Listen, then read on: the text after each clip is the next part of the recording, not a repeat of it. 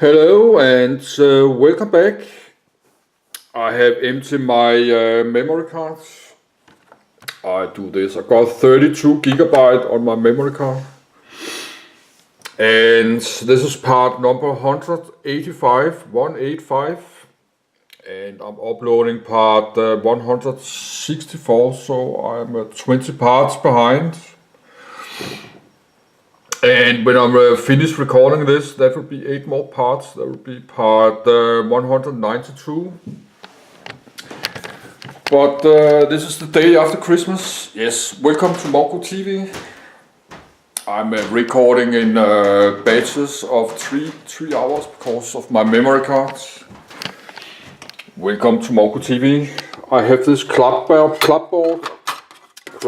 or claptree, I don't know what to say this, but it's broken. I was used to say an action, but I do that for fun. I have 3 clapboards from China, but they come in some weeks. It can take 1 month before I have buy 3 clapboards. One, the most expensive I could find, to $25. Then I buy 2 more to like $7-8. But this day after Christmas is 7:30 p.m. the 25th December, and I will just continue this.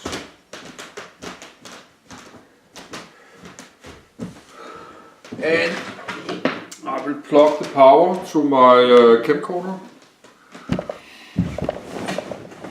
And I will look if YouTuber King Conquer is live streaming. He's maybe live streaming. I will look for that. And I have to adjust my camcorder. I have to do that every time I have moved my camcorder. Let's do that first. Try to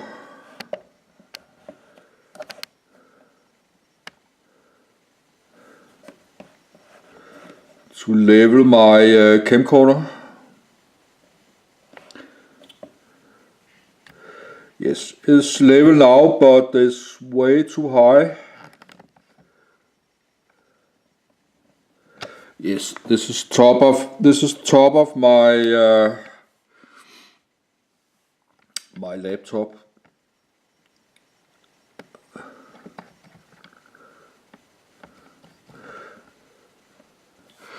Something like that.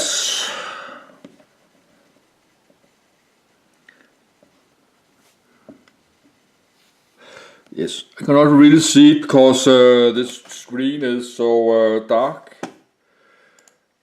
Try to do the zip conversions.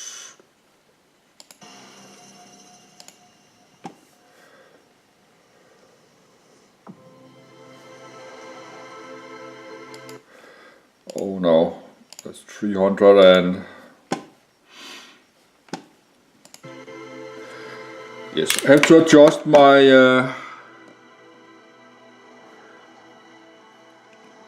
yes. Yes, but it could be like this. That's probably okay.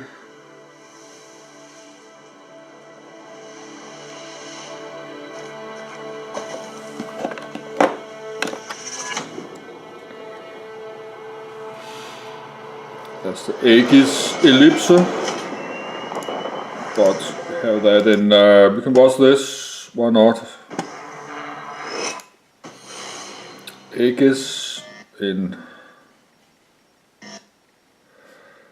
yes, I have some problems, because I had to reboot, yes, I did not close my laptop tonight because I did not like to close all these programs, so probably I had to reboot.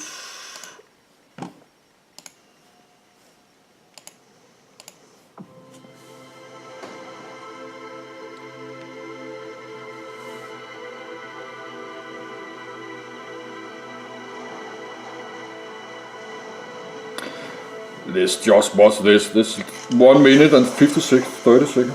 So 1 minute left.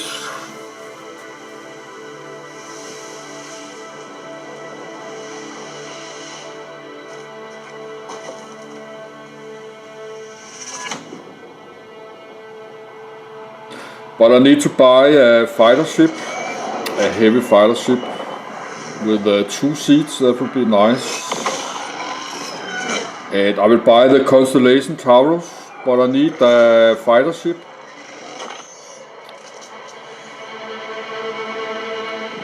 But the first I will buy will be the Constellation Taurus, $188.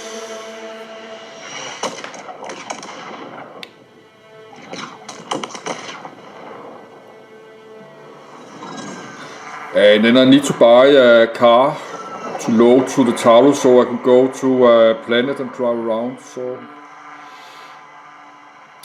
that would be the Constellation Taurus and a car to like $60. And then I will buy something else. Yes, but I will continue looking at the Starmap map.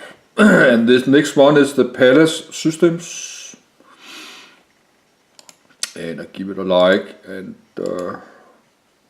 save it to my folder.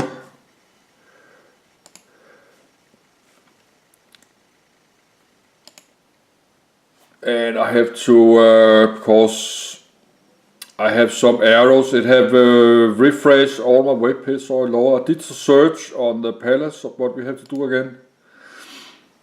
Okay, we have it here. I think this, because the code, I cannot read that. That's Vandu language, maybe. They was creating some alien language for Star Citizen. That's maybe this. Chuhung Palace. Yes, it have the star. Of course, nobody can live there. That's too hot. And we got the Palace 1 planet, probably too close. Habitat, no. Iron planets. Yes, that's the Exian. I think that's the alien. An idle planet that the Exian have partially mined for scientific proposed commercial mining of the planet is believed to be ordered. So you can maybe mine there. It's very hot, but you can maybe mine there. And that the Palace number 2, that's probably too close, too hot. Yes, the green one is the habitat zones. Yes, I can see that. So probably nobody live here. Habitat, no. Smog planets. A smog planet that Exian research team appear to be living alone. And the green one is the habitat zone. We have Palace number 3. I think it's the ocean planet. No. Terrestrial rocky. Yes. A terrestrial world that the Exian have long used for testbed for geohacking and terraforming technologies. Several parts of this planet are consumed in smoke, the result of an ongoing massive underground fire. An attempt to terraform this planet by a shady human terraforming team in 2530 resulted in first contact with the Exian. Yes.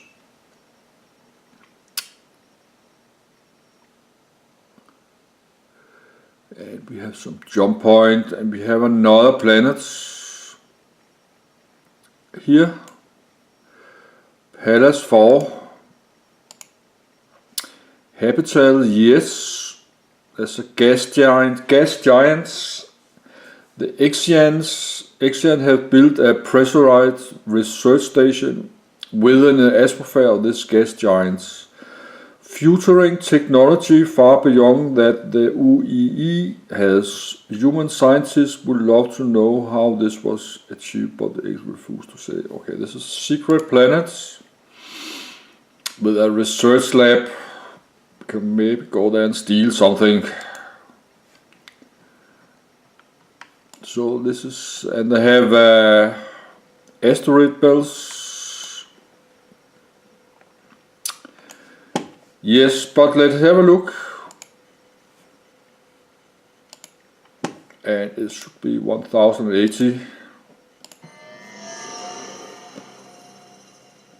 1080p.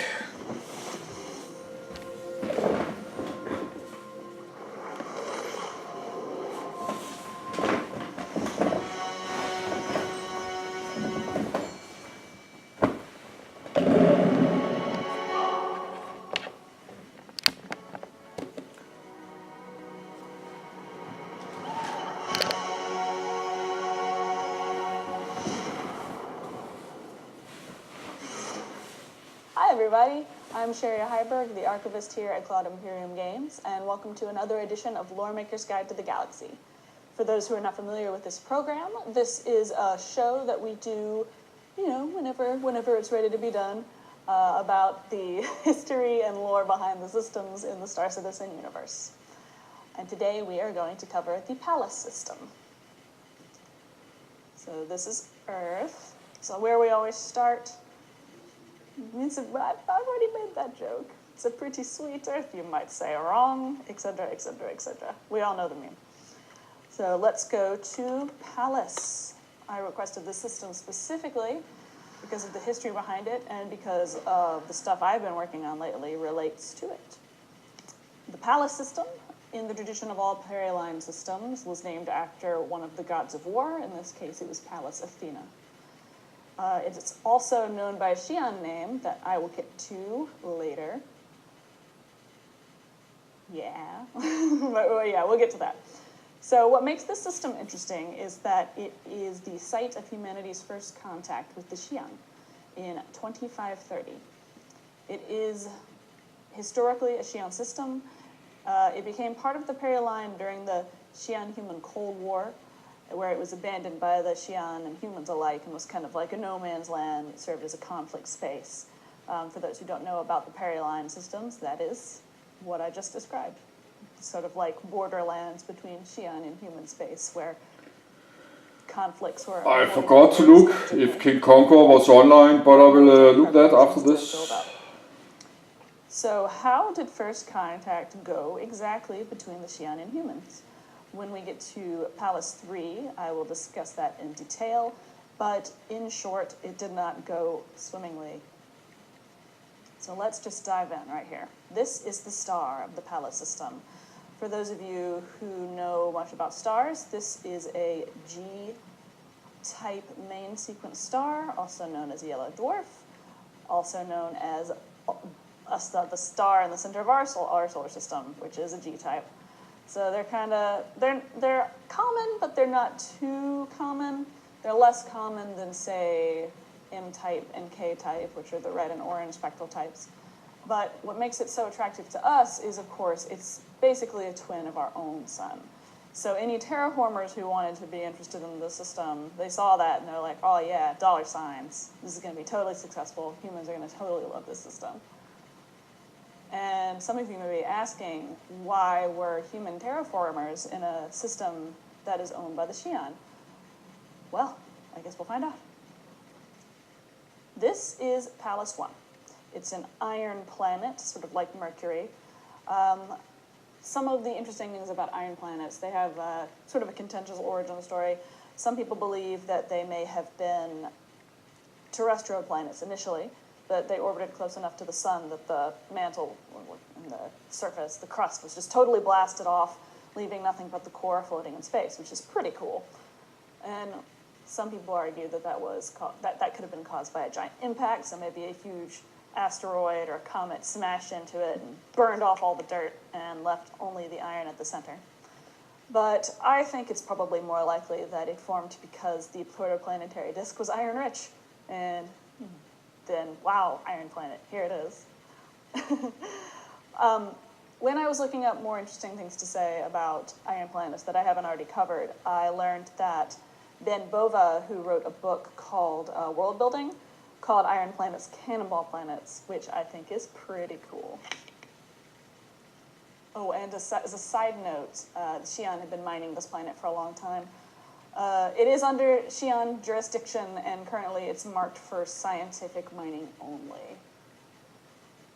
So let's move around a little bit until we get to Pallas 2. situated right here. Pallas 2 is a small planet, not unlike Venus, which means it has a thick, high-pressure atmosphere that is totally inimical to the evolution of life. It's hostile, it's hot, things melt and or explode on the surface. Even the Xi'an, whose terraforming technology is arguably far more advanced than ours, have no idea how to terraform a smog planet like this. And smog planet, a term that we've been using a lot in these videos, I've done some research into it, and I can't confirm that it's used by any astronomical bodies with any kind of naming authority, but I think it's a pretty descriptive name. It gets the point across. You say smog planet, you think, oh, terrestrial planet with thick, unfriendly Venusian atmosphere. At least that's what I think. Now, here is Pallas 3, the site of first contact between human and Xi'an. The thing about Pallas 3 is that it has a big underground fire. Why is it on fire? We don't exactly know, but we do have some ideas. You see, the Xi'an used this as kind of like a test bed for their terraforming technologies, so it's most likely that during the many, many experiments that have been performed over the years, a laser, say, hit an underground coal seam that seemed to be much, much larger than we even knew, and now a giant fire is burning underground under a good bit of the planet that makes it, you know, it's cool looking, I guess, but it's not very friendly to life. So, in 2530, a human nav jumper discovered the Pallas system through the Baker jump point, and she decided that, you know, it was a time, it was like a time of unhindered exploration, which sounds cool, but it was also a time of unhindered regulation. The regulations relax, and if they were enforced, it was very, very rarely. So it was very much a terraformer's market. And the discoverer of the system, whose name, let me just make sure I get this right, was, where is she? Catherine Segovia. She also saw dollar signs when she found this planet and auctioned this system, and auctioned the whole thing off to the highest bidder, which was Gaia Planetary Services. Now again, this was the days during the UPE, the United Planets of Earth, before the Messers, in the days of the three-person government, high advocate, etc., and no one really cared what Segovia did. They only cared that the United Planets of Earth territory was continuing to expand as time went on. So Gaia Planetary Services, or Gaia Planet Services, my bad, was, they saw this, they saw the yellow sun at the center of the system, and they decided that they were going to terraform, and they weren't really going to inform the government about it. They went in, and they started an initial survey for the best place for terraforming equipment, and were almost immediately captured by the Xi'an, all 276 of them. This created a hostage situation, and that was the first moment that human and Xi'an knew that the other existed. Xi'an had all the power in the confrontation. The humans did not have any power in the confrontation. And to make matters worse, the Gaia Planet Services really wanted to keep it a secret from the government for as long as possible, convinced that they could handle it on their own. But the foreman of the operation, whose name was Charles Baker, was eventually released back to his company's custody and was there to make the arguments to finally convince them to hand the situation over to the UPE. And after a month or so of conflict, eventually humans were released from the custody of the Xi'an, but not without humans having to disclose the entirety of the empire. So the Xi'an knew where all human settlements were, where all human potential settlements were, the extent of the UPE as it was in that day, and humans came away with nothing but their lives.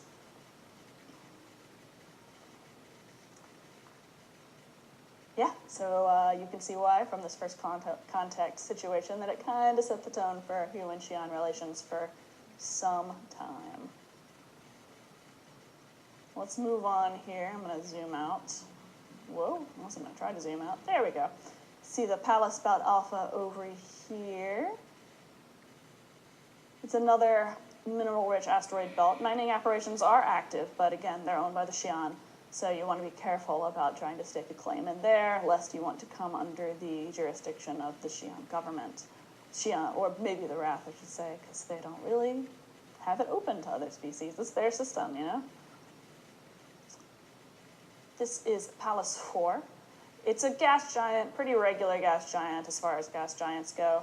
What makes it interesting is that there's a pressurized research station in it, deep in the atmosphere, where there's a research station. The research station is run by the Xi'an, and it's far beyond the capabilities of what we humans know of for how you can have a pressurized research station that deep within the atmosphere of a planet. We would really like to know their secrets, but at this point, the Xi'an, again, have the upper hand. We believe they are researching ways to terraform smog planets.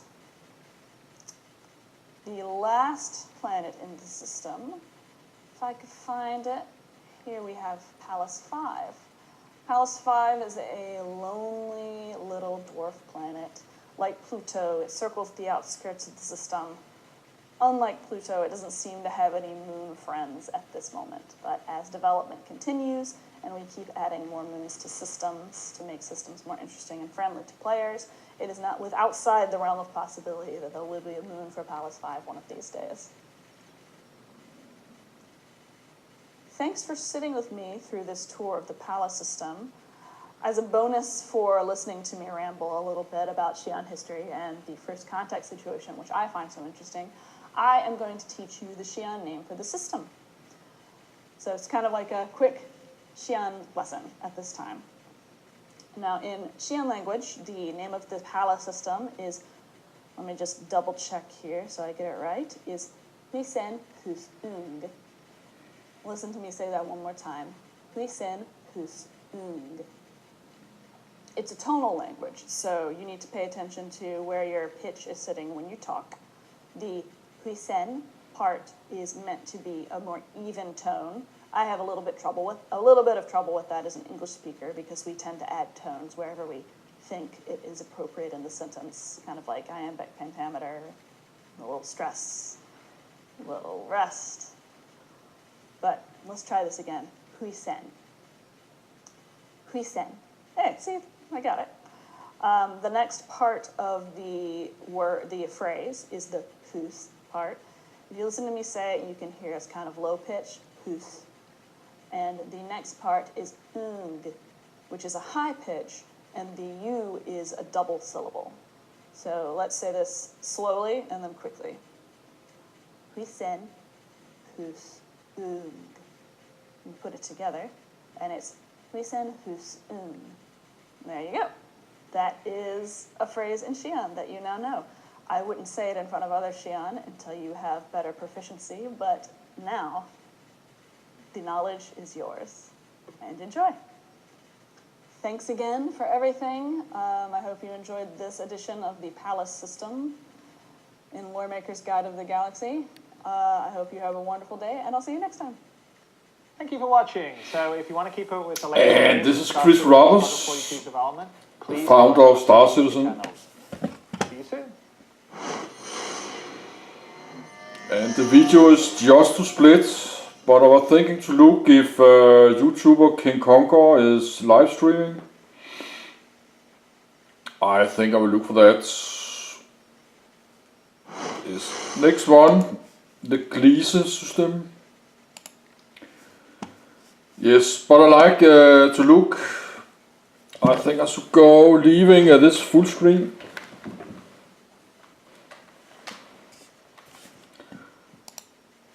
I will think King Conquer is live streaming.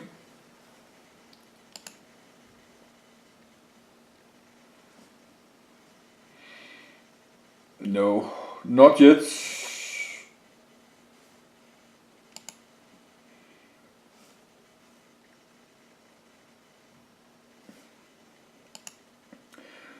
Yes, but I can look for that a little bit later. He used to do live stream, but it's only 7:55. No, it's 7:52, and he's maybe start